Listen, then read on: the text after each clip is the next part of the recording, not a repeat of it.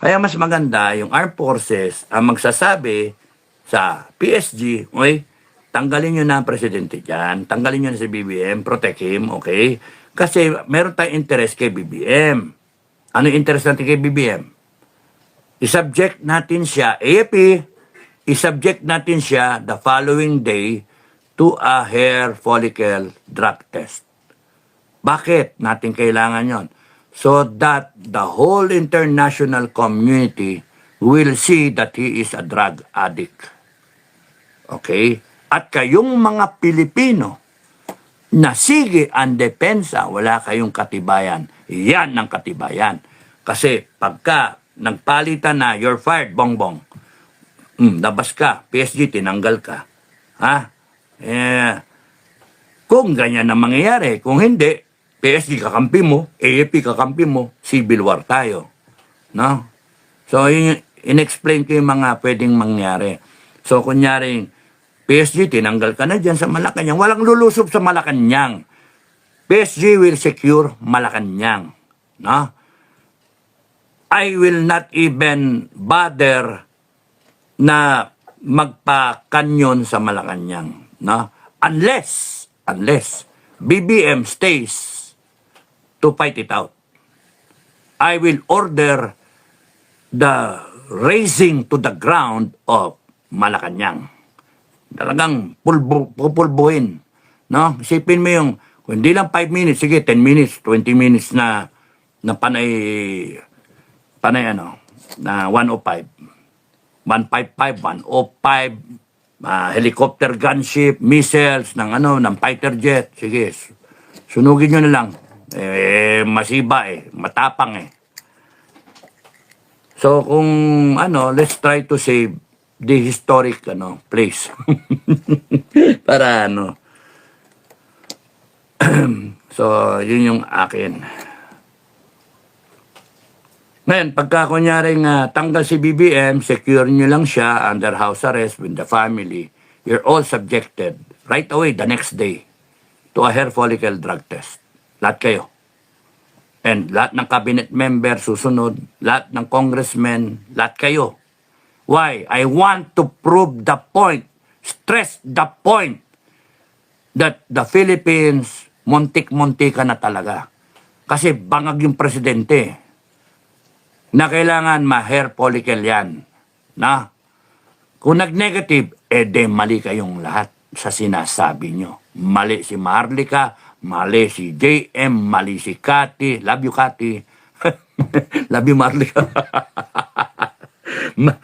Happy New Year na lang, Happy New Year. Baka mapokpok ako.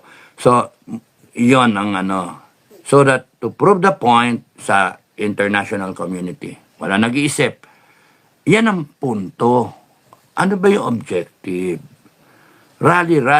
And then, wala nag-iisip. Dapat dyan, nakaplano na.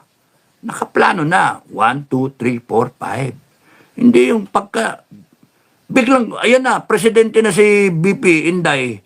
Tapos nun, anong gagawin nyo? Walang nag-iisip. Dapat, na kayo. The next day, hair follicle yan. The next day. Dapat ngayon pa lang, kayo may mga balak, kinokontak nyo na, sino o what entity ang mag-hair follicle.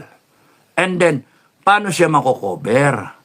Para international talaga ang kitang-kita.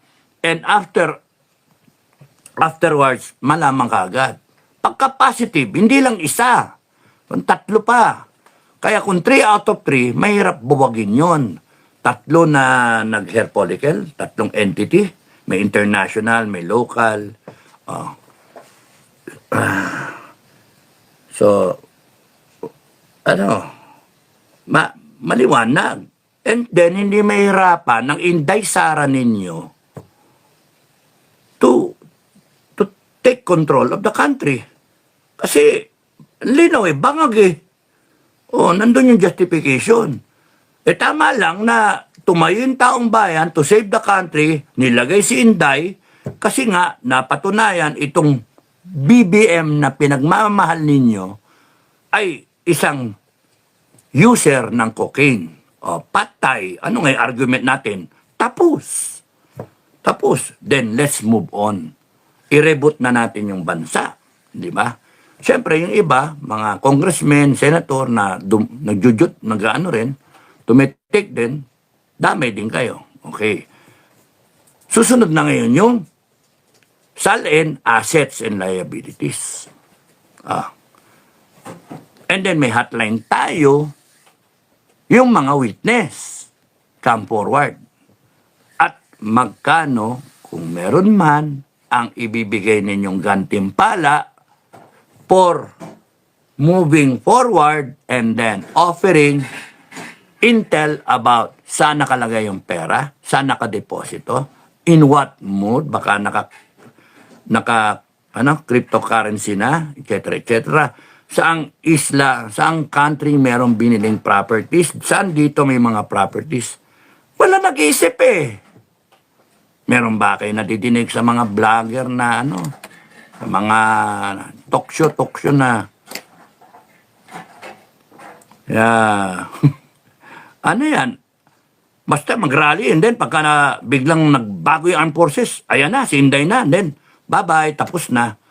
Diyos ko, huwag naman tayong ganon. Ayusin na natin ng Pilipinas. Yun yung problema, EDSA 1, EDSA 2. Hindi natin pinalo through eh.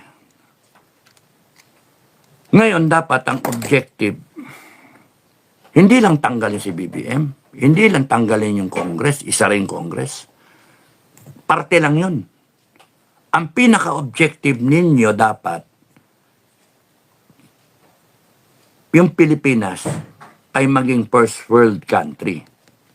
And kung ano man yung hagdanan papunta roon, eh isa-isa natin hahakbang towards that objective.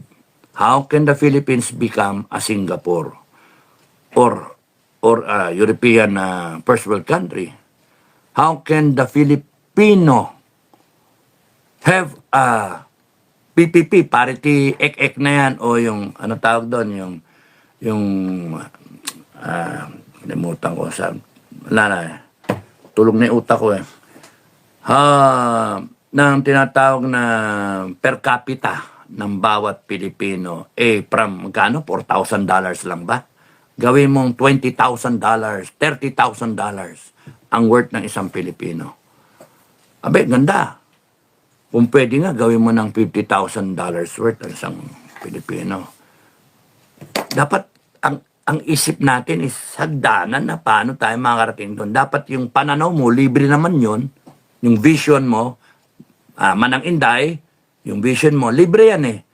So you visualize where you want to put the country in the next timeline, how many years, and then how do you attain that? Step by step.